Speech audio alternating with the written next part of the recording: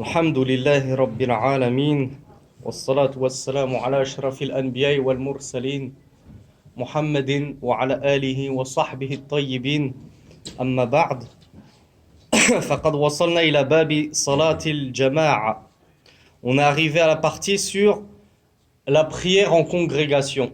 Alors, alhamdoulilah, j'espère que ce sera un cours facile et assez rapide. Alors le cheikh nous dit hukmuha. Quel est le jugement de la prière de congrégation? Qui pourrait nous dire quel est le jugement de la prière en congrégation? Salat al-jama'a. Est-ce que c'est fard? Est-ce que c'est sunnah? Est-ce que c'est mubah? Est-ce que c'est makruh? Est-ce que c'est haram? Hein? C'est fard. Sunnah. Wajib. Donc اختلف الإخوان بين الفردية والسنية. Il y a des personnes parmi nous qui disent que c'est fard et d'autres qui disent que c'est sunnah. Donc ceux qui disent que c'est fard, c'est-à-dire que ceux qui ne viennent pas prier à la mosquée et qui prient tout seuls chez eux, ça veut dire quoi? Ça veut dire que leur salat elle n'est pas acceptée? C'est ça? Turfadu salawatuhum, elle est non méritoire. Elle est moins méritoire. Ben alors ça c'est pas la définition du fard alors. Mais non, c'est le wajib. Moi je t'ai jamais dit que c'était. Non, mais moi je m'adresse à ceux qui me disent que c'est fard. Si vous me dites c'est fard, salatul jama'a, qu'est-ce que ça implique? Si moi je prie sans aucune excuse tout seul chez moi, je viens pas à la mosquée, ça implique quoi? Ma prière elle est bonne ou elle est pas bonne? Elle est bonne. Donc j'ai délaissé un fard selon vous, mais ma prière elle est quand même bonne. Donc si je délaisse le jeûne du mois de Ramadan, mon mois de Ramadan il est quand même bon. C'est ça la logique. Alors je vous rassure. جمهور العلماء ومنهم المالكية قبل كل شيء وكذلك الحنفية قالوا إن الصلاة الجماعة سنة نعم ولكن سنة مؤكدة لا ينبغي أن تتهاون بها أو بشأنها. وقال الشافعية هي فرض كفاية. من يشرح لنا تعريف الفرض الكفاية؟ Non, un autre que Ihsan, parce que Ihsan il a grandi au bled. Qui peut m'expliquer? نعم لا أنا أتكلم عن فرض كفاية. ما معنى فرض كفاية؟ Non, moi je veux un beau تعريف. Vas-y أخي.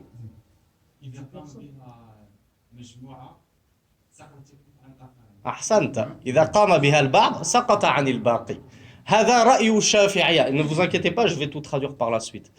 أما الحنابلة وكثيرا ما نسمع هذا مذهب الحنابلة انفرد به الحنابلة. ليس بصحيح أن الحنابلة قد انفردوا بهذا الرأي بل تبع الإمام أحمد في هذا الرأي الإمام الأوزاعي بل قدمه لأن الأوزاعي جاء قبل الإمام أحمد وكذلك الإمام أبو ثور وكذلك التابعي عطاء وكذلك ابن المنذر. ماذا قال هؤلاء؟ قالوا إن صلاة الجماعة فرض أو واجب كما سمعت. Donc on résume. Donc كما رأيتم في اختلاف في هذه المسألة. Donc sur cette question, effectivement les savants ont divergé. Quel est le jugement de la prière en congrégation, de la prière en jama'a, ensemble? La plupart des savants, parmi eux les malikites, parmi eux les hanafites, ils ont vu que c'était juste une sunna. Certes, ce n'est qu'une sunna, mais ils disent que c'est quand même une sunna mu'akkada. C'est-à-dire qu'il ne convient vraiment pas de la délaisser sans raison, cette prière en congrégation. L'imam al-Shafi'i, il a dit c'est un fardu kifaya. Alors, qui c'est qui peut m'expliquer en français ce que ça veut dire fardu kifaya? Ismaël, tu peux nous l'expliquer? Si la majorité vient, c'est bon, en fait, ça incombe pas forcément à tout le monde. Plus ou moins. Fardu kifaya, les Shafi'i, al-fardu al-kifaya, ça veut dire, ou al-fard ala al-kifaya, ça veut dire si une partie de la communauté se charge de pratiquer cette obligation, alors elle n'est plus obligatoire à une autre partie de la communauté. On avait dit c'était l'avis de certains jurisconsultes, de certains fuqaha sur Salat al-Aïd. Ils ont dit si une partie des musulmans pratique Salat al-Aïd, elle n'est pas obligatoire à tous les musulmans. Ainsi a dit l'imam Shafi'i sur la prière en congrégation. Si une partie, par exemple nous qui sommes quoi, une trentaine, on a prié Salat al-Maghrib à la mosquée, l'imam Shafi'i nous dit c'est bon. On s'est acquitté du devoir et de la responsabilité générale, et ceux qui ne l'ont pas fait chez eux, ils sont excusés. Parce qu'il y a au moins une partie qui s'en est acquittée. لِإِظْهَارِ شَعَائِرِ اللَّهِ سُبْحَانَهُ وَتَعَالَى وَقَدْ ظَهَرَ هَذِهِ الشَّعِيرَ. Et enfin, il y a un troisième avis. Donc on a vu, premier avis, celui de la majorité, c'est sunna mu'akkada. C'est une sunna très appuyée, très importante de prier en congrégation. Deuxième avis, celui de Shafi'i, c'est un fard kifaya. C'est une semi-obligation. C'est obligatoire au moins sur une partie de la Ummah. Et le troisième avis, qui est l'avis le plus, on va dire, rigoriste, on va dire c'est l'avis qui est le plus dur et le moins souple sur la question. On entend beaucoup, c'est l'avis de l'imam Ahmed. Et l'avis l'imam Ahmed, il s'est singularisé dans cet avis, c'est faux. Ne s'est pas singularisé, c'est-à-dire il n'était pas tout seul à avoir tenu cet avis. Avant lui, il y a eu l'imam Al-Awza'i, qui était aussi l'un des grands fuqaha de l'époque, des grands jurisconsultes. Lui-même, l'imam Al-Awza'i, il avait un madhab, muttaba'un fi Sham. Il avait un madhab qui était suivi au Sham. Seulement, son madhab inhadara. Khilafa madhabi l'imam Malik, wa Hanifa, wa Shafi'i, wa Ahmad. Donc son madhab, il s'est perdu au fil du temps à l'imam Al-Awza'i, mais il faisait partie des plus grands savants. Avant lui encore, il y avait le tabi'i Ata, qui a tenu le même avis que l'imam Ahmed. Avec eux, il y a eu Abu Thawr, qui était aussi un grand jurisconsulte, un éminent savant. Avant eux, avec eux, il y avait aussi l'imam Ibn al-Munzir. Donc si je vous cite tous ces noms-là, c'est juste pour vous montrer, regardez, l'imam Ahmed, il n'était pas tout seul à avoir tenu cet avis. Il y avait d'autres éminents savants, kibar al-ulama, qui ont dit « Inna salat al-jama'a wajib, fard ». Fard ala al-a'yan, la ala al-kifaya. Ils ont dit « La prière en congrégation, elle est obligatoire à tout le monde ». Alors bien sûr, quand je vous dis tout le monde, vous comprenez, on s'adresse aux hommes qui sont pubères, qui sont majeurs et vaccinés, comme on dit, qui sont boulara, qui ont atteint al-boulour. Donc leur avis, c'est qu'elle lui est obligatoire. Qu'est-ce qu'ils disent donc, selon cet avis? Celui qui va la prier à la maison, quel est son cas s'il n'a aucune excuse? Ils te disent salatul jama'a fard, na'am, ala al-a'yan, walakin laysat bishart. Ma ma'na dhalika? يعني ليس بشرط صحة الصلاة. Donc هكذا نجمع بين الرأيين. Ils ont dit, l'imam Ahmed et ceux qui l'ont suivi, oui, la prière en congrégation, c'est une obligation qui incombe à tous les hommes qui ont atteint la puberté. Donc on dit, oui, mais alors, ça veut dire quoi selon cet avis si je prie tout seul chez moi sans raison, sans excuse valable? Ma prière, elle n'est pas bonne, parce que tu dis que c'est une obligation, et moi j'ai manqué à l'obligation. Ces gens-là te disent, elle est obligatoire, mais ce n'est pas un shart, c'est-à-dire ce n'est pas une condition de validité de la prière. C'est-à-dire que si tu pries chez toi, même sans excuse, ta prière, elle est quand même valide. Walakinnaka athimun lima li'annaka tarakta wajiban, tarakta fardan. Fahimtum al-mas'ala? Donc ces savants-là, l'imam Ahmed, même ceux qui sont allés très très loin en disant la prière en jama'a, elle est fard, elle est obligatoire, ils te disent mais ce n'est pas une condition de validité de la prière. Si tu pries tout seul chez toi, ta prière elle est sahiha, elle est valide, mais tu es pécheur. Tu as commis un péché. Pourquoi?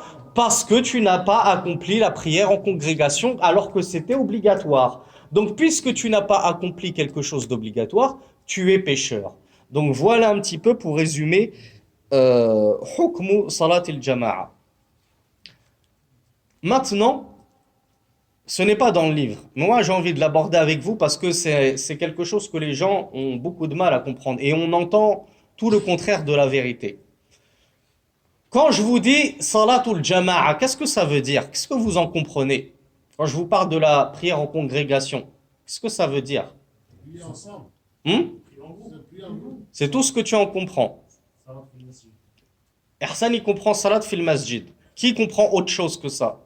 À partir du moment où on est deux ou trois, pas forcément une trentaine. À partir du moment où Ouais. on est deux, on est en congrégation. Qui comprend autre chose que tout ça? Qu'est-ce que tu comprends, Akhi? ماذا تفهم من صلاة الجماعة؟ Non, toi, أنت الذي تختفي. نعم. ماذا تفهم من صلاة الجماعة؟ ما معنى صلاة الجماعة? Qu'est-ce que tu comprends? C'est-à-dire, si on est deux, trois, c'est bon. Donc, à part Ihsan, Personne ne comprend que salat al-jama'a yani la bouddha an tuqam fil masjid. C'est le seul ihsan infarada bi hadha ar-ray. Normalement, moi il me semble, vous me contredirez si je me trompe, il me semble que dans la compréhension de la plupart des gens, salatul jama'a yani as-salatu fil masjid. Alaysa hakadha fi adhanikum salat. Dans la compréhension de la plupart des gens, lorsqu'on dit la prière en congrégation, ça veut dire venir prier à la mosquée avec mes frères. Or, shattan bayna salat al-jama'a wa salati fil masjid. قد تقام الجماعة في غير المسجد وهذا رأي الحنابلة الذين أفرضوا على الناس صلاة الجماعة ولكن قالوا صلاة الجماعة قد تصلى في المسجد وقد تصلى في غير المسجد قد تصلى في البيوت قد تصلي جماعة مع زوجتك فلا تظن أن الصلاة الجماعة معناها الصلاة في المسجد لا هذا شيء وهذا شيء آخر. Donc mes chers frères, faites attention. Il y a un quiproquo dans l'esprit de la plupart des gens. Lorsqu'on dit salat jama'a, la prière en congrégation, tout de suite ils se disent c'est la prière à la mosquée. Non, la prière à la mosquée c'est une chose et la prière en congrégation c'est une autre chose. La prière, naam. L'imam, tu dis que dans la plupart des consciences des Non. gens, mais il y en a qu'un qui t'a répondu. Mais c'est pour ça que je vous ai dit, contredisez-moi si je me trompe. Mais pour l'instant, personne ne m'a dit non, nous on pense pas comme Yersen. On avait. Non, on pense pas comme Yersen. Vraiment pas. On pense comme Ismaël. Ouais. Tant mieux. Ça prouve que vous êtes intelligent dans cette mosquée. Parce que moi, de mon expérience personnelle, et moi-même avant d'étudier, c'était logique dans ma tête. La prière en congrégation, c'était la prière à la mosquée. Donc on a dit, même chez ceux qui ont rendu la prière en congrégation obligatoire, notamment les Hanabila, les partisans, l'école de l'imam Ahmed ibn Hanbal, ils ont dit, mais la prière en congrégation, elle peut se prier en dehors des mosquées. Elle peut se prier dans les foyers. Tu peux prier une jama'a, une prière en congrégation, seule avec ta femme. Tu te seras acquitté de ton wajib, de ton fard, qui était de te réunir pour prier la prière. Tu t'es réuni avec ta femme, même l'imam Ahmed, il te dit c'est bon. Mais qu'est-ce qu'ils disent? Ils te disent al-jama'a fil masjid sunnah. Là, c'est complètement différent, mes frères. Ils vous disent, mais la prière en congrégation, le fait de la prier dans les mosquées, c'est une sunna. Donc si tu l'as pris chez toi, si tu l'as pris dans un désert, si tu l'as pris sur le parking avec tes frères, si tu l'as pris au travail avec tes collègues de travail, tu te seras quitté de l'obligation si tu vois qu'elle est obligatoire, la prière en congrégation. Et tu n'es pas obligé forcément d'aller à la mosquée. L'imam Ahmed te dit, mais si tu vas à la mosquée, c'est mieux parce que c'est ça la vraie sunna. Mais ce n'est pas wajib an ta'ti fil masjid. Et on va le voir. Illa fi mas'alatin wahida. Ma hadhihi al-mas'ala allati tujibu alayka al-huduru ila al-masjid. Pour entendre l'appel à la prière, c'est ça? أحسنت والسماع النداء كما قال النبي صلى الله عليه وعلى آله وسلم للأعمى هل تسمع النداء قال نعم قال أجب. Et on va le voir Inch'Allah dans le hadith. Donc j'ai demandé quelle est la seule exception à la règle qui fait que la prière à la mosquée elle devient obligatoire et plus juste sunna. C'est quoi? C'est si tu entends l'adhan. Ça veut dire que si tu entends l'adhan, qu'est-ce que ça signifie? Ça veut dire que tu es proche de la mosquée. Si tu es à 10 km, tu n'entends pas l'adhan. Alors attention, بين قوسين إذا سمعت الأذان إذا ألقي من صوت عاد بدون مكبرات الصوت بدون ميكروفون الأذان كما ألقي في زمن النبي صلى الله عليه وعلى آله وسلم. Quand on te dit c'est si tu entends l'adhan que tu es obligé de te rendre à la mosquée. On ne parle pas de l'adhan comme à la Mecque, à Médine, où il y a 36 haut-parleurs à 360 degrés tout en haut du minaret, qui propagent le son et l'adhan tellement loin que tu es capable de l'entendre à des kilomètres et des kilomètres. Non, ce qui est voulu ici, c'est l'adhan que tu serais susceptible d'entendre s'il était lancé à voix humaine, sans microphone, à voix humaine, comme on le faisait à l'époque de Rasulullah par Bilal. Tu mets tes deux mains autour de ta bouche et tu cries du plus fort de ta voix. Hayya ala salah, hayya ala al-falah, comme ça, sans instrument pour augmenter le son des décibels. Donc si tu entends cette voix du muazzin, ça veut dire que tu es suffisamment proche de la masjid. Là, tu dois répondre à l'appel du muazzin et la prière en congrégation devient obligatoire dans la mosquée. Mais si tu n'entends pas le muazzin, s'il lançait l'adhan au simple son de sa voix, sans instrument, sans microphone, alors là, tu n'es pas obligé d'y répondre, c'est juste une sunna. Donc, je ferme. Et c'est selon toutes les écoles, ça? Comment? Selon toutes les écoles, ça? Non, c'est pas selon toutes les écoles. C'est l'avis justement le plus dur. Car il y a d'autres avis qui voient que même si tu l'entends pas, ça reste une sunna. Moi, je vous donne cet avis-là pour vous montrer que Aqsa Shay, le plus dur, l'avis le plus sévère dans les écoles, il te dit que c'est obligatoire de venir à la mosquée seulement si tu entends l'adhan. Mais il n'y a aucune école qui va te dire c'est obligatoire même si tu n'entends pas l'adhan. Alors le shir, rahimahullah, nous dit hukmuha. Quel est le jugement de Salatul Jama'a? Alors moi, je me suis permis de vous faire une introduction pour vous détailler tous les mazahib. Maintenant, le shir, comme à l'accoutumée, il a suivi son mazhab, il n'est pas là pour tout détailler. C'est un livre pour débutants. Et vous verrez que le shir, alors qu'il est algérien, il a suivi le mazhab des Hanabila. On l'a vu dans d'autres questions, il avait suivi le mazhab des Malikites. Là, pour le coup, il a suivi le mazhab des Hanabila de l'imam Ahmed. Le shir nous dit Salatul Jama'ati sunnatun wajibatun. Alors là, il y a un problème. Mais inil kamalu illa lillah. On est d'accord, la perfection n'appartient qu'à Allah. Tout le monde peut se tromper, même nos grands savants, rahimahumullah. Le cheikh nous dit, salat al-jama'a, elle est sunna et elle est wajib. Or, ce sont deux choses contradictoires et opposées. Soit c'est sunna, soit c'est wajib, mais ça peut pas être les deux. Alors, peut-être, wallahu a'lam, nata'awwalu kalam al-cheikh, لعله أراد السنة يعني من هدي النبي صلى الله عليه وعلى آله وسلم ومع ذلك هي واجبة يعني فرض. Alors le cheikh nous dit la prière en congrégation, c'est une sunna, on va le traduire par c'est une guidée du prophète et elle est wajiba, elle est obligatoire. Là il a suivi les Hanabila, il l'a rendu obligatoire la prière en congrégation. في حق كل مؤمن لم يمنعه عذر من حضورها. Il nous dit elle est obligatoire à qui? Elle est obligatoire à tout croyant, à tout mu'min. نقيد كلامه ونقول كل مؤمن بالغ غير البالغ الصبي لا يجب عليه الحضور إلى صلاة الجماعة. Donc celui qui n'a pas atteint la puberté, on dit, il n'est pas obligé de prier. Aslan, il n'est pas obligé de prier. Alors que dire de la prière en congrégation? Il en est encore moins obligé. Mais le cheikh nous a dit, elle est obligatoire pour tout croyant, tant qu'il n'a aucun empêchement qui l'empêche de se rendre à la jama'a. Qu'est-ce qui existe comme empêchement? Qu'est-ce qu'on pourrait citer comme empêchement qui empêche de se rendre à la jama'a?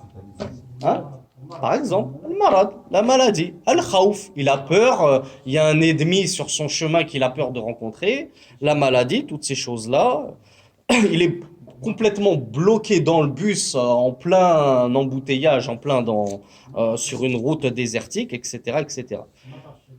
Oui, on a dit al-marad. Al-matar al-shadid, na'am, na'am.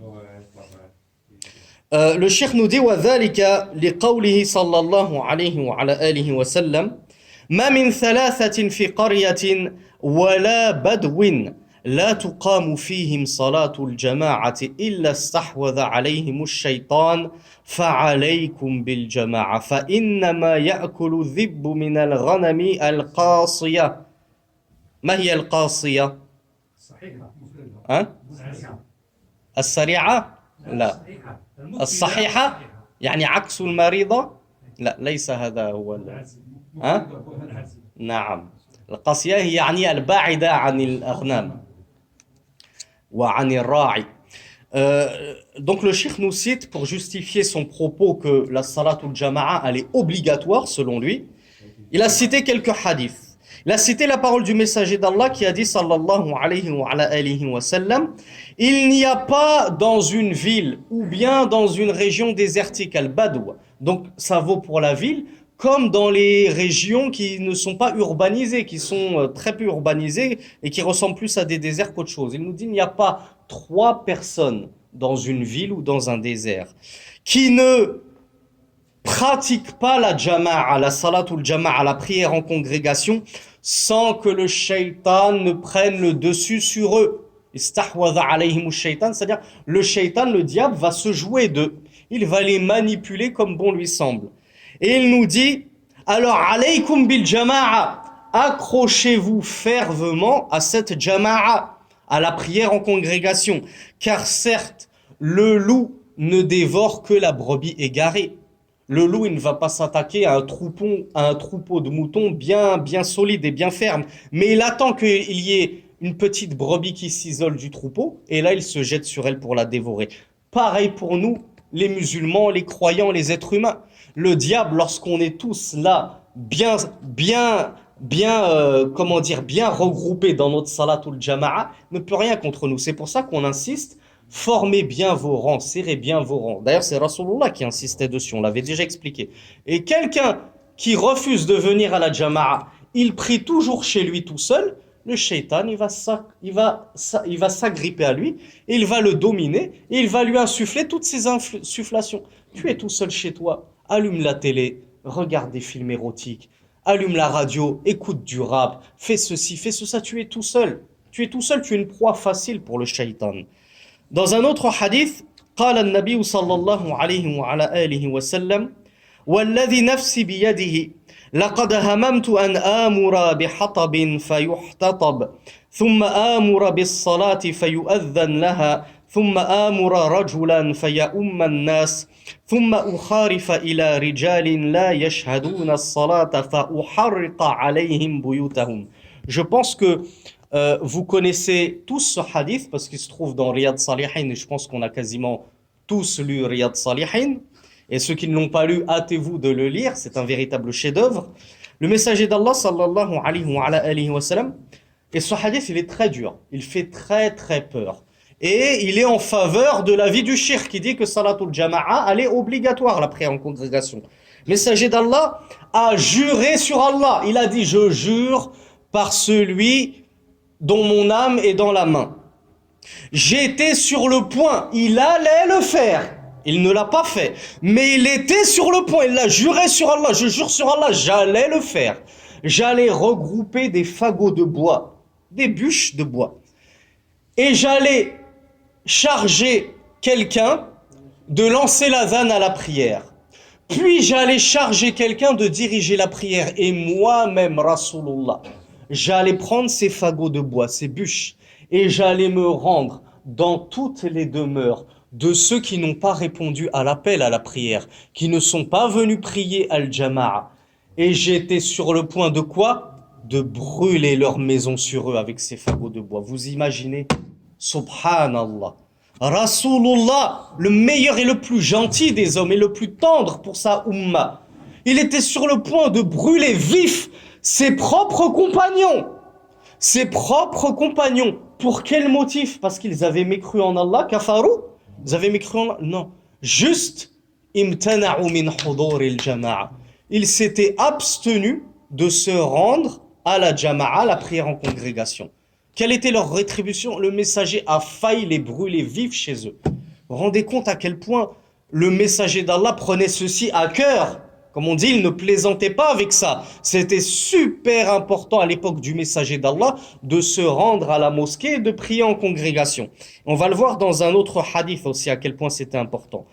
يقول النبي صلى الله عليه وعلى آله وسلم أو قوله للرجل الأعمى الذي قال له يا رسول الله إنه ليس لي قائد يقودني إلى المسجد ففي البداية رخص النبي صلى الله عليه وعلى آله وسلم له يعني أن يصلي في بيته ثم استدرك النبي صلى الله عليه وعلى آله وسلم فدعاه قال يا فلان يا فلان أتسمع النداء يعني هل تسمع الأذان فقال هذا الرجل وكان أعمى كان كفيف البصر Je crois que c'est lui. Je crois que c'est lui, mais je ne veux pas dire de bêtises. Donc, il a dit أستمر بالعربية فقال له أتسمع النداء فقال نعم نعم أسمع النداء يعني إني قريب شوية من المسجد فقال النبي صلى الله عليه وسلم أجب يعني أجب النداء وتعال معنا وتصلي الجماعة معنا لا أجد لك رخصة. La ajidu laka rukhsa litusalliya fi baytik. Donc dans un autre hadith qui est aussi très très dur, il y avait un aveugle, donc comme l'a dit Al-Hajj, je crois que c'est Ibn Maktoum, mais je ne suis pas sûr, donc je ne veux pas dire de bêtises, c'est pour ça que je ne l'ai pas mentionné. Il y avait... Lui, il a remplacé la place pendant des prières. Ouais, ouais. Donc ça, c'est un nom. C'est Ibn Maktoum. Le muhim, c'est que c'était un compagnon du messager d'Allah, sallallahu alayhi wa sallam, qui était aveugle, ne voyait pas. Il a dit au messager d'Allah, je n'ai aucune personne susceptible de me guider vers la mosquée pour que je puisse venir prier avec vous al-Jama'a. Je n'ai personne pour me guider à la mosquée. Est-ce que tu m'accordes une facilité que je puisse prier chez moi à la maison? Parce que, étant aveugle, si je me rends à pied à la mosquée, je peux tomber dans un trou. Bon, ça c'est moi qui explique, hein, c'est pas ses paroles à lui, mais il aurait pu tomber dans un trou, il pourrait se prendre un arbre, il pourrait se faire embêter par une bête sauvage, il est aveugle, mesquin. Donc au début, Rasulullah, d'instinct, comme je vous l'ai dit, il était tellement tendre, il était tellement miséricordieux, tout de suite il lui a donné la rukhsa, la facilité, il lui a dit, oui vas-y, prie chez toi. Puis, quelques secondes après, le messager d'Allah s'est ravisé et il l'a rappelé. Il lui a dit, attends. Est-ce que tu entends l'adhan? Alors l'aveugle lui a dit, oui, j'entends l'adhan, ya Rasulallah. Donc ça prouve quoi? Ça prouve quoi? Qu'il n'était pas loin de la mosquée, qu'il était à quelques mètres, voire au pire quelques centaines de mètres, mais certainement pas quelques kilomètres. Sinon, il n'entendrait pas l'adhan à voix naturelle. Donc, il a dit, oui, Rasulullah, j'entends l'adhan. Alors, qu'est-ce qu'a dit Rasulullah? Il lui a dit, réponds à l'appel. Réponds à l'appel à la prière et viens prier en congrégation avec nous. Je ne te trouve aucune excuse. Rajulu kana a'ma. Ce sahabi, radiyallahu anhu, ce compagnon était aveugle. Et malgré cela, le messager d'Allah ne lui a même pas donné l'excuse de s'absenter de la jama'a, de la prière en congrégation, et de prier tout seul chez lui. Il lui a pas assigné deux personnes pour aller le chercher chacun, c'est pas... Je ne sais pas. Ben ça, on va le voir. Ça, on va le voir dans un autre hadith, mais je ne sais pas si c'était lui.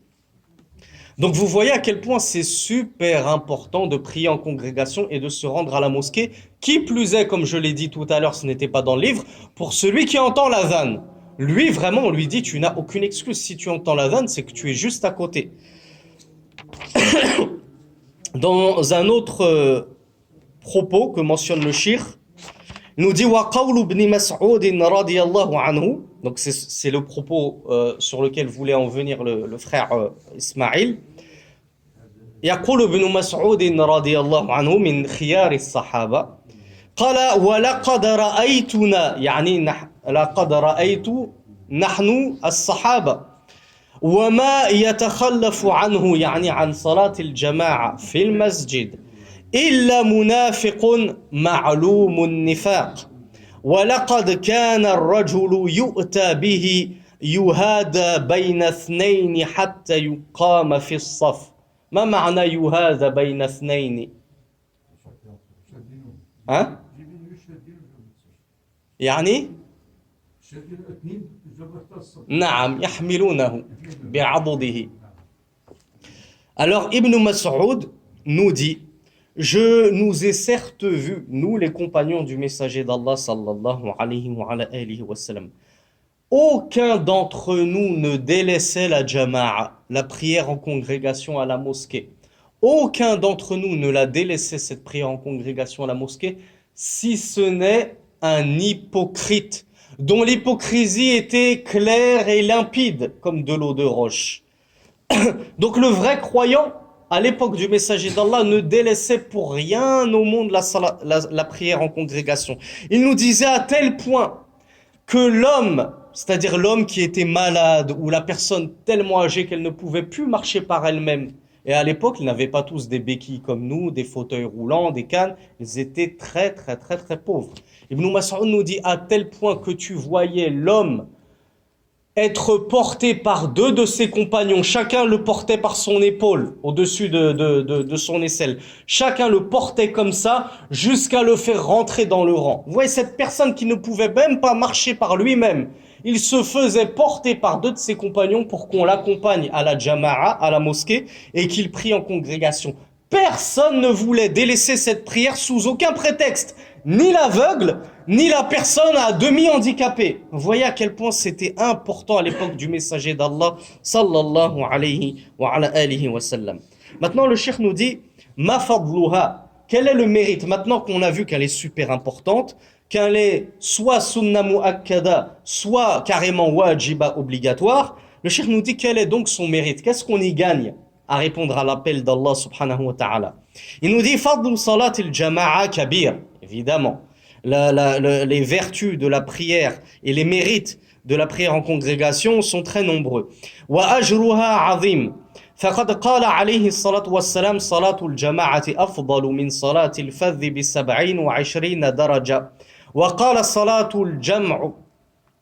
الجمع يعني الجماعة تزيد على صلاته في بيته وصلاته في سوقه 25 درجة ولن أدخل في الخلاف لماذا أحيانا يقول 25 وأحيانا يقول 27 فقد استطال في شرح ذلك العلماء ولم يتفقوا على رأي واحد فإن أحدكم إذا توضأ فأحسن الوضوء وأتى المسجد لا يريد إلا الصلاة لم يخط خطوة إلا رفعه الله بها درجة وحط عنه خطيئة حتى يدخل المسجد وإذا دخل المسجد كان في صلاة ما كانت الصلاة تحبسه وتصلي عليه الملائكة ما دام في مجلسه الذي يصلي فيه اللهم اغفر له اللهم ارحمه ما لم يحدث. ما معنى ما لم يحدث؟ ها؟ أحسنت حاج عبد الرحمن. ما لم ينتقد وضوءه. Très joli hadith de Rasulullah sallallahu alayhi wa sallam qui devrait vraiment nous donner du baume au cœur et du courage et nous motiver encore plus à venir fréquemment à la mosquée. Je sais que c'est dur de venir au Fajr à la mosquée, c'est difficile. Comme je le disais, subhanallah, Rasulullah a dit, le paradis est cerné d'obstacles, d'épreuves. Et l'enfer, elle est cerné par quoi? Al-shahawat, les passions. C'est-à-dire que c'est facile d'assouvir sa passion.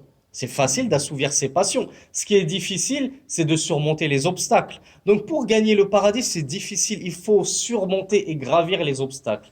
Ce que je disais, c'est que parmi les pires obstacles, il y a le fait de venir à la prière pour le Fajr. En tout temps, durant toute l'année. Pourquoi? En hiver, c'est le froid qui nous paralyse. On est sous notre couette. Rien qu'à l'idée de sortir de la couette, de faire nos ablutions avec l'eau froide, on se dit, je vais certainement pas sortir dehors par ce froid et aller prier le Fajr à la mosquée. Ça, c'est en hiver. On pourrait se dire, bon, en été, il fait chaud. Oui, en été, il fait chaud. Mais à quelle heure le Fajr en été? Là, d'accord, c'est 7 heures du matin. C'est facile, 7 heures du matin. Mais c'est le froid qui nous empêche de sortir. L'été, c'est le contraire. Il fait chaud, on n'a aucun problème à sortir de la couette. On prend même du plaisir à faire des ablutions bien froides, ça nous rafraîchit. Mais il est 3 heures du matin et nous, on s'est couché à minuit et demi. On n'a eu que 2 heures, 2 heures et demie de sommeil. Donc vous voyez, prière du Fajr, c'est vraiment un djihad. C'est pour ça que Rasulullah sallallahu alayhi wa sallam a dit أثقل الصلاة على المنافقين صلاة الصبح وصلاة العشاء. Les plus dures des prières envers les hypocrites, les faux croyants, ce sont les prières du Fajr et les prières du Aïcha. Elles sont difficiles. Et seul un véritable croyant arrive à rester constant dessus et venir à la mosquée toute l'année. Qu'il fasse froid, qu'il fasse chaud, que le Fajr soit à 3 heures du matin ou bien qu'il soit à 7 heures. C'est vraiment un signe de foi. C'est vraiment un signe de foi. Wa as'alullah subhanahu wa ta'ala an yaj'alana minhum. Donc on va lire ce hadith magnifique où le messager d'Allah évoque les mérites de la prière, et je l'ai dit, je ne vais pas expliquer pourquoi dans certains hadiths vous pourrez lire que Rasulullah il a dit la prière en groupe elle dépasse la prière individuelle, solitaire de 25 degrés, et dans un autre hadith il a dit 27 degrés. Je pense que vous avez tous lu ces deux versions, à un moment il dit 25, à un moment il dit 27. Ibn Hajar al-Asqalani dans son Fathul Bari, il a expliqué en long et en large toutes les paroles des savants pour essayer de concilier, barakallahu fikum, de concilier ces variantes du hadith qui semblent en apparence contradictoires, mais elles ne le sont pas. C'est juste nous qui avons du mal à comprendre. Donc je ne vais pas m'étaler sur ce sujet car il est très complexe. Donc Rasulullah sallallahu alayhi wa sallam a dit: la prière en congrégation est meilleure que la prière individuelle de 27 degrés. Et il a dit dans un autre hadith: la prière en groupe, elle est meilleure que la prière que tu fais seul dans ta maison, ou que la prière que tu vas faire seul dans ton marché, de 25 degrés. Et il dit aussi, Rasulullah sallallahu alayhi wa sallam, et c'est là que je vous dis, ouvrez grand vos oreilles, parce que ce hadith, il est magnifique, mais encore faut-il le mettre en pratique de A à Z, du début à la fin. Ça commence par quoi? Bi ihsanil wudu, ou isbaril wudu. On avait expliqué ce que c'était que isbar al-wudu. Donc déjà, pour être concerné par ce hadith, il faut faire ses ablutions à la perfection, comme on l'a étudié ensemble modestement durant les cours précédents. Donc Rasulullah nous dit: certes, l'un d'entre vous, s'il fait ses ablutions fa ahsan al-wudu, mais qu'il les fait à la perfection, bi ihsan, comme on l'a étudié, avec toutes les sunan, pas juste les actes obligatoires, le strict minimum. Les wudu parfaits comme le faisait Rasulullah sallallahu alayhi wa sallam. Puis, deuxième condition, il se rend à la mosquée sans ne rien vouloir d'autre que prier. C'est pas il se rend à la mosquée parce que il a rendez-vous avec son patron qui doit lui donner son salaire, ou il a rendez-vous avec un frère qui doit lui présenter une sœur, ou etc., etc., des affaires mondaines, de la dunya. Non, il se rend à la mosquée pour une seule chose, c'est as-salat. J'ai rien d'autre qui m'attend à la mosquée si ce n'est Allah subhanahu wa ta'ala. Donc deuxième condition, il se rend à la mosquée et il ne veut rien d'autre qu'accomplir sa prière. Rasulullah nous dit: il ne fait pas un seul pas de chez lui jusqu'à la mosquée sans que Allah subhanahu wa ta'ala ne l'élève par ce pas en degrés, et par le deuxième pas, il lui enlève un péché, il lui enlève une faute, jusqu'à ce qu'il rentre dans la mosquée. Donc sur tout le chemin, chacun de vos pas, il y en a un qui vous élève en degrés, et l'autre pas, il vous enlève une khati'a, un péché, jusqu'à ce qu'il rentre dans la mosquée. Et lorsqu'il est rentré dans la mosquée, alors il est en prière tant que c'est la prière qui le retient. On l'avait déjà dit dans les cours passés, vous mes frères, abshiru, vous êtes comptabilisés comme étant en prière. Là, vous êtes juste en train d'écouter votre imam qui radote, et pourtant vous prenez la même récompense que si vous faisiez des dizaines et des dizaines de rak'a. Donc c'est pour ça que on dit c'est dommage. Certains frères, lorsque l'imam il fait un dars, lorsque l'imam il est en train d'enseigner la religion, et vous, masha'Allah, la quwwata illa billah, vous êtes sérieux, vous êtes là, vous apprenez votre religion, mais il y en a un à la fin, tout au bout de la mosquée, il fait plein de nawafil. On dit c'est bien, mais tu aurais pu prendre la même récompense en restant avec tes frères en écoutant le dars. Pourquoi? Parce que tu n'attends rien d'autre que la prochaine salat. Sauf que vous êtes mieux que lui. Pourquoi? Parce que vous avez pris la récompense de celui qui prie, parce que vous êtes considéré en état de prière, parce que vous attendez la prochaine prière, mais en plus vous avez la récompense du talab al-ilm, vous avez la récompense de l'étude de la science, parce que là on ne fait que lire des versets et des hadiths prophétiques, on est en train d'apprendre notre religion. Vous croyez qu'Allah n'est pas en train de vous récompenser lorsque vous apprenez votre religion? L'imam al-Shafi'i, rahimahullah, vous connaissez tous l'imam Shafi'i, le grand élève de l'imam Malik et le grand cheikh de l'imam Ahmed. Il a dit: je préfère passer ma nuit à écrire les hadiths de Rasulullah plutôt que de passer ma nuit en prière. Il y avait les savants, ils préféraient le talab al-ilm à la prière facultative. Bien sûr, prière facultative, pas obligatoire. On a dit les obligations, rien ne les vaut. Donc on ferme la parenthèse. Donc Rasulullah vous dit: tant que vous êtes en train d'attendre la prière à la mosquée, vous êtes considéré comme étant en prière. Fa'abshiru. Et ensuite Rasulullah nous dit: et les anges, une fois qu'il a prié, les anges ne cessent de demander pour lui le pardon d'Allah subhanahu wa ta'ala et d'invoquer la miséricorde en sa faveur jusqu'à ce qu'il perde ses ablutions. On a prié là le Maghrib. Là, vous êtes en train d'attendre la prochaine prière. Vous n'avez pas bougé de votre place. Bon, c'est pas parce que tu bouges de 3-4 mètres, c'est pas grave. Al-Muhim, tu restes dans le Musalla, tu restes dans la masjid. Tant que tu restes à cette place après la prière, les anges n'ont de cesse de demander à Allah, pardonne-lui Allah, fais-lui miséricorde, jusqu'à ce que tu perdes tes ablutions. Pour ça qu'il est bon, lorsqu'on est à la mosquée et qu'on perd nos ablutions, de tout de suite retourner faire ses ablutions, de ne pas rester sans ablution. On ne dit pas que c'est interdit, mais on dit c'est mieux afin que les anges continuent à invoquer Allah subhanahu wa ta'ala pour toi.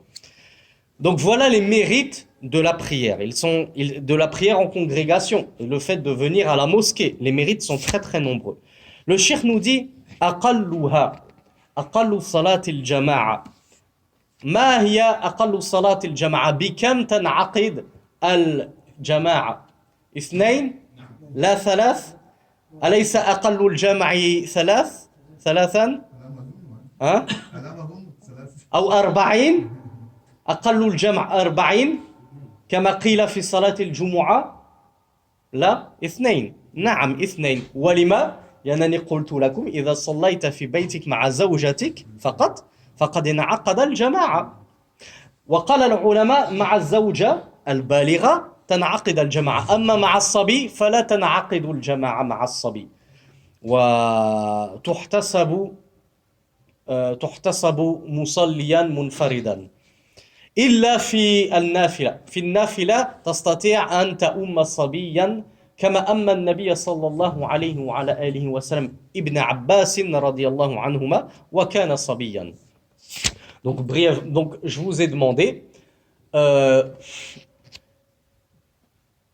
salat al-jama'a en congrégation, elle correspond à combien de personnes? Au bout de combien de personnes on peut estimer qu'on est en congrégation?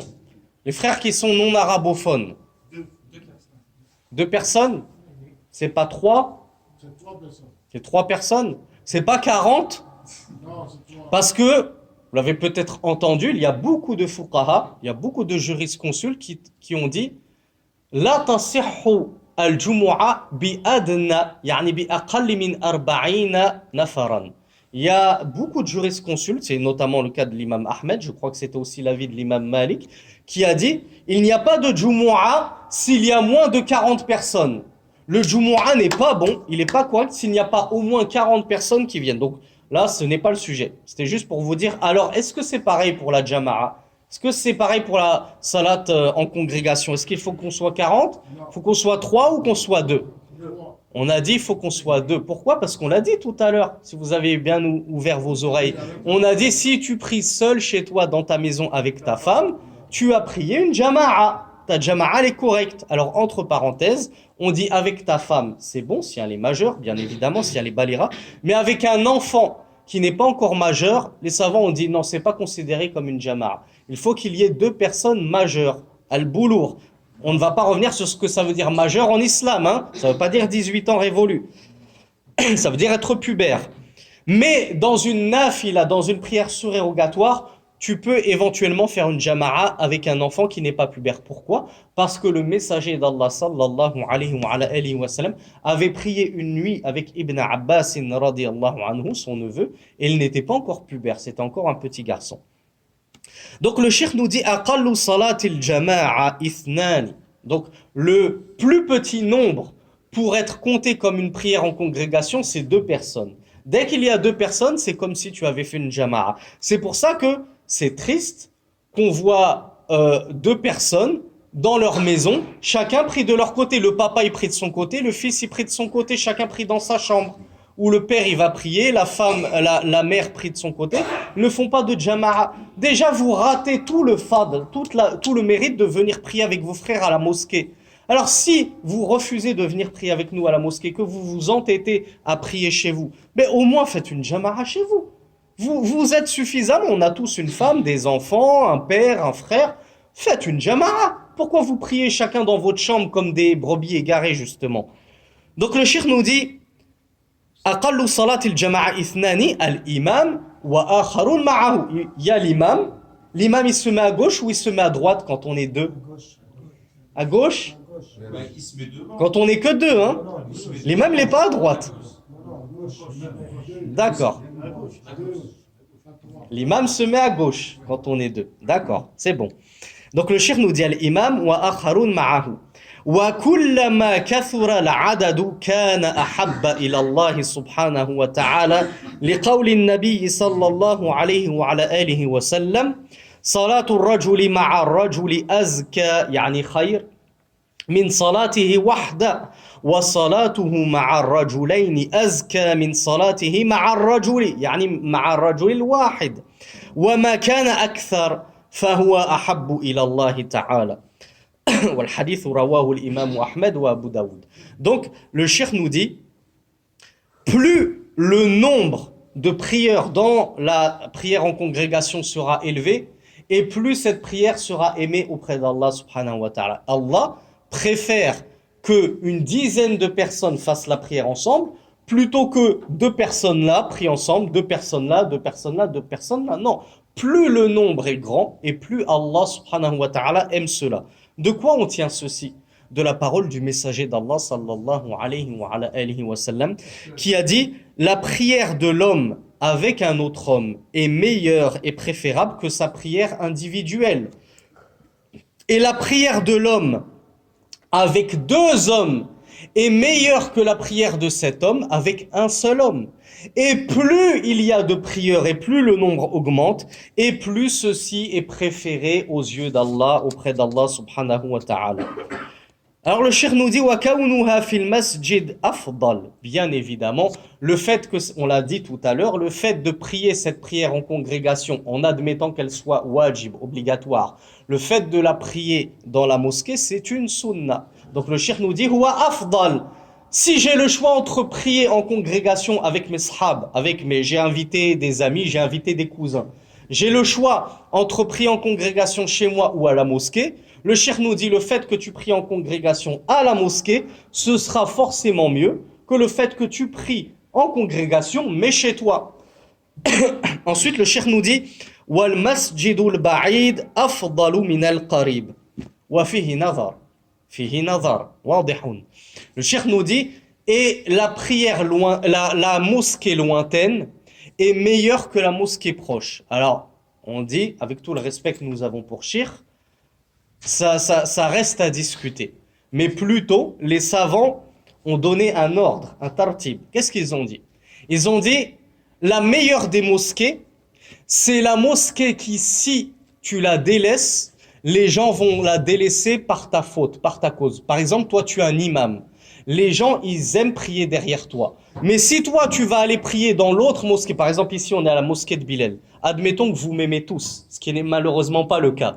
Et que vous dites, si le frère Sami, c'est pas lui qui fait la salat, on prie pas dans cette mosquée. Moi, je décide d'aller prier à Bani Youssef. C'est comme ça qu'elle s'appelle? Ben Youssef. Moi, je décide de prier à Ben Youssef. Si vous tous, vous me suivez à Ben Youssef et vous videz cette mosquée, vous dites tous, si c'est Sami, on prie, si c'est pas lui, eh ben on prie pas dans cette mosquée, on le suit. Alors les ulama ont dit c'est cette mosquée qui est meilleure d'être priée par l'imam. Moi, en tant qu'imam, la mosquée qui est la meilleure dans laquelle je dois prier, ce serait cette mosquée de Bilal de Clichy. Pourquoi? Parce que si je la déserte, tout le monde va la déserter par ma cause. Donc pour que cette mosquée ne soit pas désertée, pour qu'elle reste peuplée, les savants ont dit c'est cette mosquée qui est meilleure à l'individu. C'est la mosquée qui, s'il la déserte, tout le monde la déserte, et s'il vient prier, par sa cause, les gens prient pour lui. Ça, c'est ça la meilleure des mosquées. Ensuite, bit-tartib, dans l'ordre, quelle est la deuxième meilleure mosquée? Ils ont dit la deuxième meilleure mosquée, c'est la mosquée où il y a le plus de monde. C'est pas la mosquée la plus éloignée. Mosquée de Ben Youssef, elle est plus loin que mosquée de Bilal par rapport à nous. Mais admettons que la mosquée de Bilal, elle a 100 prieurs au Aïcha, alors qu'à Ben Youssef, ils sont que 10. Est-ce qu'on va dire c'est mieux de prier à Ben Youssef ou c'est mieux de prier à Bilal? On dit c'est mieux de prier à Bilal. Pourquoi? Certes, elle est juste à côté de chez toi. Tu vas pas faire beaucoup de pas. Donc tu vas prendre moins de récompenses que si tu marchais jusqu'à Ben Youssef, oui. Mais qu'est-ce qu'on a dit? Plus la jama'a elle est nombreuse, plus il y a de prières et plus elle est aimée auprès d'Allah. Donc en deuxième rang, la meilleure des mosquées, c'est la mosquée où il y a le plus de monde. Et ensuite, si il y a le même nombre de monde, c'est pareil à Masjid Bilal, il y a 100 personnes, et c'est pareil à Ben Youssef, il y a 100 personnes, alors à la limite, là on dit oui, la mosquée la plus éloignée, elle est meilleure que la plus proche, mais pourquoi? Juste parce que tu vas faire plus de pas pour t'y rendre. Donc tu vas prendre plus de hasanat à chaque pas et tu vas perdre plus de sayyi'at à chaque pas. C'est tout simple. Donc voilà pourquoi on a dit le fait que Cheikh nous dise wal masjidul ba'id afdal min al qarib hakadha mutlaqan fihi nazar. Le fait que le Cheikh nous dise et la mosquée éloignée est meilleure que la mosquée proche, on dit ça se discute. Il y a quand même Le premier critère, c'était quoi déjà? c'est le fait que si tu délaisses la mosquée, tout le monde va la délaisser par ta cause. Ouais, mais admettons que moi je la délaisse personne, on va la délaisser d'autres. Oui, Même- non mais l'exemple admettons du qu'on se trouve dans une toute petite région, on est au bled, il n'y a que 10 habitants dans le village. Et toi, tu es l'imam, et tout le monde t'aime, et tout le monde veut prier avec toi parce que personne n'a le Coran. Et si toi, tu la délaisses et disent, ben, nous, on n'ose pas faire l'imam à sa place, par exemple, on va le suivre dans la mosquée où il va aller. Bon, c'est des cas extrêmes, je te le concède. Mais c'était juste pour donner le tartib. Ensuite, le cheikh nous dit, لقول رسول الله صلى الله عليه وعلى آله وسلم إن أعظم الناس أجرا أبعدهم إليها ممشا يعني إلى المسجد. Donc Rasulullah sallallahu alayhi wa alayhi wa sallam, il a dit dans un hadith rapporté par Muslim, la personne qui aura le plus de récompenses, c'est celui qui est le plus éloigné de la mosquée. D'accord, mais ça ne veut pas dire que telle mosquée elle est forcément meilleure que celle qui serait plus proche. On a juste dit, il va prendre plus de récompenses sur le chemin de la mosquée. Mais dans la mosquée, ben, il va prendre plus de récompenses s'il prie dans une mosquée très peuplée que s'il prie dans une mosquée où ils sont que 3. Il y a l'imam et 2 personnes derrière lui. Et ça, Othman, je l'ai vécu en Égypte. Je l'ai vécu en Égypte dans une nouvelle mosquée qui venait juste d'ouvrir. Donc les gens ne voulaient pas délaisser la mosquée, les mosquées dans lesquelles ils avaient l'habitude de prier. Une fois j'ai prié mon Fajr, j'étais tout seul avec 2 Égyptiens derrière moi. Ils m'ont demandé de faire l'imam. J'ai prié, il n'y avait que 2 Égyptiens derrière moi, tu vois. Et si j'y étais pas allé, ben, ils auraient été que 2. Et peut-être qu'à 2, ils se seraient dit, on va pas faire la prière à nous 2, on va aller dans d'autres mosquées. Donc ça peut arriver, hein. Ensuite, le cheikh nous dit Shuhudun nisa laha. Ah. Et là, il y a un point important. Il y a un point important. Bon, certes, on le voit pas beaucoup, on le voit surtout pendant Ramadan. Ramadan, c'est dans combien? Dans 2 mois. Ah ouais, c'est dans 2 mois, c'est bientôt, hein. Donc c'est bien de faire un petit rappel. Comme ça, on rentre chez nous et on en parle à nos épouses, on en parle à nos sœurs, on en parle à nos filles, on en parle à nos mères, on en parle aux femmes qu'on a en charge. Car le Ramadan arrive à grands pas. Préparisez-vous. D'ailleurs, au passage, demain, Inch'Allah, on rentre dans le mois de Rajab. Le mois de Rajab, il fait partie des 4 mois sacrés, on est d'accord. Qu'est-ce qui se passe dans les mois sacrés? On jeûne. تضاعف الأعمال تضاعف الأجور وكذلك تعظم السيئات في الأشهر الحرم. Dans les mois sacrés, les bonnes actions, elles sont multipliées en valeur et en importance. Mais attention, les mauvaises actions sont encore plus graves. C'est encore plus grave de commettre un péché pendant un mois sacré, comme le mois dans lequel on va rentrer demain de Rajab, que durant un mois ordinaire, comme c'était le cas de Jumada al-Thani aujourd'hui. On est encore en Jumada al-Thani. Donc, que celui qui veut s'entraîner à jeûner pour le mois de Ramadan, qu'il sache que s'il jeûne pendant un mois sacré, son jeûne aura encore plus de mérite que s'il jeûne dans un mois non sacré. Donc le cheikh nous dit shuhudun nisa laha. Qu'en est-il du fait que les femmes viennent assister à la prière en congrégation avec nous? Il nous dit lin nisa an yashhadna salat al-jama'a fil masajid in uminatil fitna. Déjà al-shartul awwal in uminatil fitna. Et je ne pense pas que cette condition soit remplie de nos jours. Wallahu a'lam. ولم يخشى أذى يعني أذى عليهن لقوله صلى الله عليه وعلى آله وسلم لا تمنعوا إماء الله مساجد الله. الإماء جمع أمة. الأمة هي أنثى العبد. Donc Rasulullah nous dit لا تمنعوا إماء الله مساجد الله كما رواه أحمد وأبو داود غير أن صلاة المرأة في بيتها أفضل من صلاتها في المسجد ولو في مسجد النبي صلى الله عليه وعلى آله وسلم ولو في الحرم المكي. J'expliquerai en français, Inch'Allah, une petite anecdote pour gagner du temps parce qu'il ne nous reste plus beaucoup de temps. قال الشيخ لما لقول النبي صلى الله عليه وعلى آله وسلم وليخرجن تفلات. ما معنى تفلات يا حسن؟ وليخرجن تفلات. ما معنى تفلات حاج؟ Parfumé. أحسنت. Hein? Non, c'est non parfumé. C'est le contraire, hein, c'est pas parfumé. Lui, il a dit وَلْيَخْرُجْنَ تَفِلَاتٍ, c'est-à-dire غَيْرُ مُتَطَيِّبَاتٍ. Le cheikh nous dit أي غير متطيبات وقوله صلى الله عليه وعلى آله وسلم أيما امرأة أصابت بخورا. البخور هو نوع من العطور فلا تشهد معنا العشاء الآخرة ولكن ذلك يطلق على سائر الصلوات بالتبع. العلة نفس العلة. Donc, on s'arrêtera malheureusement sur ce point. Il reste encore un point, mais c'est bien qu'on s'arrête dessus. Comme ça reste frais dans votre esprit. J'espère vraiment que vous l'expliquerez à vos épouses en rentrant chez vous après l'Aïcha. Le cheikh nous dit, les femmes ont le droit d'assister à la prière en congrégation avec les hommes dans les mosquées. C'est leur droit. C'est leur droit. Il nous dit, mais à la condition qu'il n'y ait pas de fitna, que ça ne crée pas de tentation, que les femmes sortent tellement nombreuses qu'elles se mélangent avec les hommes aux portes des mosquées, que les femmes ne savent plus se vêtir décemment, elles vont sortir avec un hijab qui arrive à la moitié des cheveux, avec des abayas qui arrivent à la moitié des bras et des jambes, avec des vêtements très cintrés qui dessinent toute leur forme. Elles vont sortir maquillées avec du kohl sur les yeux, du rouge à lèvres, du parfum. Tout ça, c'est la fitna. Nous, ça nous rend fous. Nous sommes faibles, nous, les hommes. C'est pas vrai? Ou je suis le seul à être faible? Cheikh Al-Albani, rahimahullah, il disait, j'ai atteint 80 ans et j'ai toujours autant peur de la tentation des femmes. Je pense que normalement, à moins d'être anormalement constitué, on a tous peur de la tentation des femmes. D'ailleurs, Rasulullah sallallahu alayhi wa sallam a dit akhwafu ma akhafu alaykum fitnatun nisa. Il a dit la chose dont j'ai le plus peur pour vous, c'est la tentation des femmes. La tentation des femmes est grande. Malheureusement, de nos jours, les femmes ne savent plus se rendre à la mosquée de manière décente.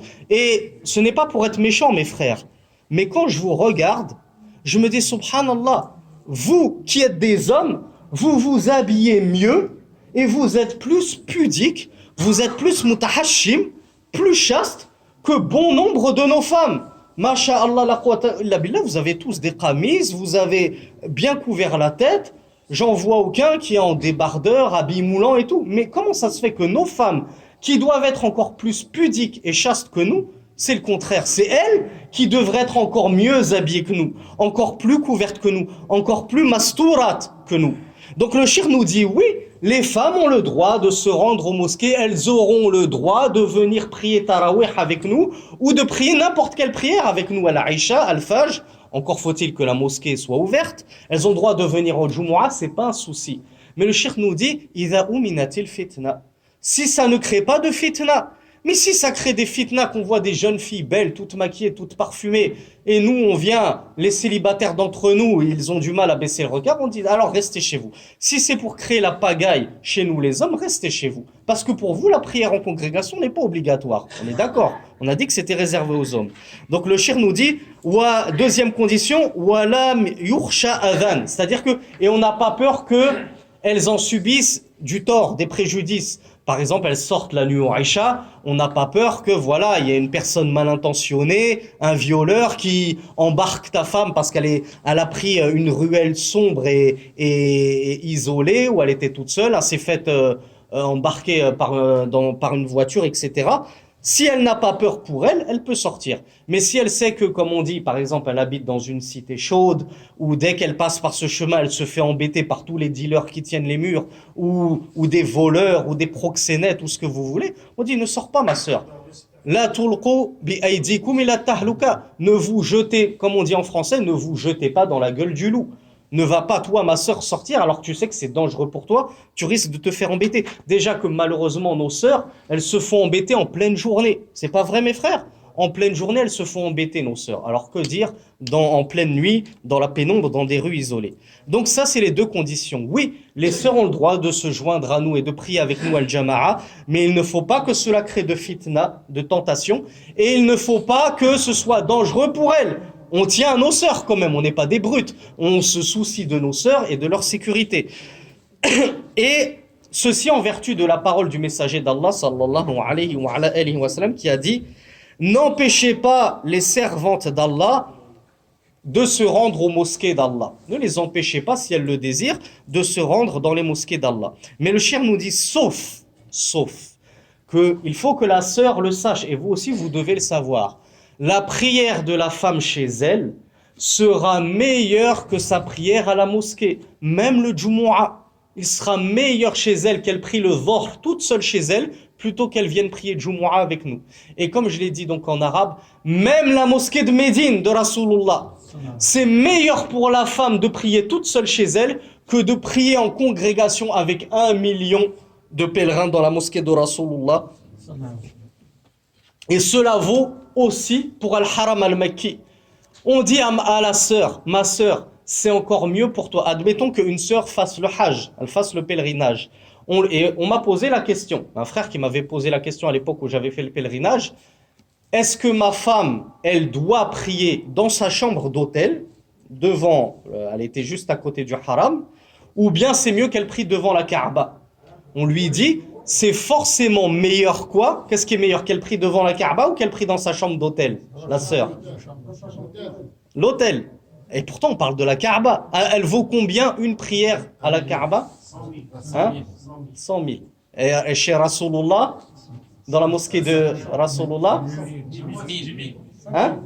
1000 10 000 1000 chez Rasulullah, 100 000 à la Kaaba. Le Hajj est énorme, mais pour nous les hommes, parce que la femme, si elle prie dans sa chambre d'hôtel, اتقاء وجه الله سبحانه وتعالى ابتغاء مرضات الله وتصديقا لقول النبي صلى الله عليه وعلى آله وسلم, on lui dira أختي, non seulement tu auras la même récompense que si tu avais prié devant la Kaaba, tu auras tes 100 000 prières au lieu d'une seule, mais en plus tu auras encore plus de récompenses que 100 000. Pourquoi? Parce que Rasulullah te dit ta prière chez toi, elle est meilleure que ta prière à la mosquée. Donc si tu avais prié à la mosquée, tu aurais eu 100 000 comme nous. Mais toi, tu vas prier chez toi, tu vas te retenir et c'est dur. C'est dur pour une femme qui est à la Mecque, elle a envie de prier avec tout le monde devant la Kaaba, c'est un kiff, on le comprend. Mais on lui dit c'est encore meilleur pour toi de rester dans ta chambre d'hôtel et de prier dans ta chambre d'hôtel. Donc le cheikh nous dit, c'est meilleur pour la femme de prier dans sa maison plutôt que de se prier à la mosquée. Ça, c'est un hadith, le cheikh ne l'a pas évoqué, mais c'est la parole même du messager. C'est pas la parole des barbus, hein. Pas les barbus, ils sont tachat didoun, ils empêchent les femmes de se rendre à la mosquée. Non, non. Le premier barbu, mes frères, c'était Rasulullah, on est d'accord. Rasulullah, c'était un barbu. Bon, alhamdoulilah, on est tous d'accord. Rasulullah, il avait dit à une des compagnonnes, ta prière dans le creux de ta maison est meilleure que ta prière à la mosquée. Et ta prière est meilleure que ta prière dans la mosquée de ton quartier. Et ta prière dans la mosquée de ton quartier est meilleure que ta prière dans ma mosquée à moi, Rasulullah.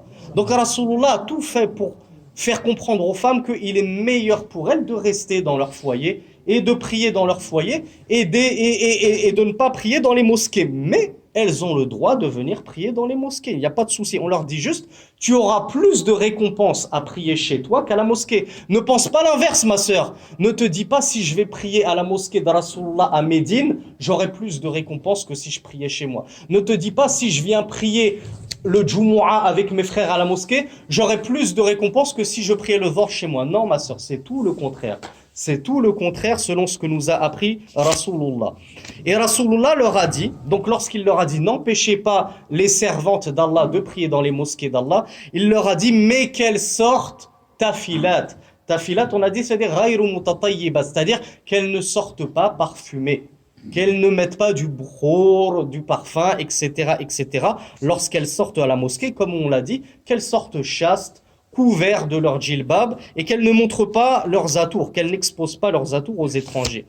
Et enfin, le messager d'Allah a dit, dans le dernier hadith que nous avons le temps de citer, une femme qui aurait touché du bukhur, de l'encens, qui aurait parfumé ses vêtements, ou bien du parfum carrément, une femme qui aurait touché du bukhur, qu'elle n'assiste pas à la prière du Aïcha avec nous. Alors on l'a dit, ça vaut pour la prière du Aïcha, mais ça vaut pour toutes les autres prières. Hein. Ne vous dites pas une femme qui se parfume. Rasulullah a dit qu'elle n'a pas le droit d'assister au Aïcha avec nous, mais elle a le droit d'assister au Fajr, au Jumu'ah, au Tarawih, etc. Non, non. Ça vaut pour tout. Une femme, lorsqu'elle sera à la mosquée, elle ne doit pas se parfumer, elle ne doit pas se maquiller. Et de toute façon, lorsqu'elle sort de son foyer, une femme, lorsqu'elle sort de son foyer, que ce soit pour la mosquée ou autre chose, elle n'a pas à se parfumer, elle n'a pas à se maquiller, elle n'a pas à porter des vêtements moulants, mais elle sort de manière chaste et pudique, comme vous le faites, mes frères bien-aimés. Vous êtes chastes et pudiques, que nos sœurs prennent exemple sur vous. Barakallahu fikum. Aqulu qawli hadha wa astaghfirullah li wa lakum. Subhanakallahumma wa bihamdika ashhadu an la ilaha illa ant. Astaghfiruka wa atubu ilayk.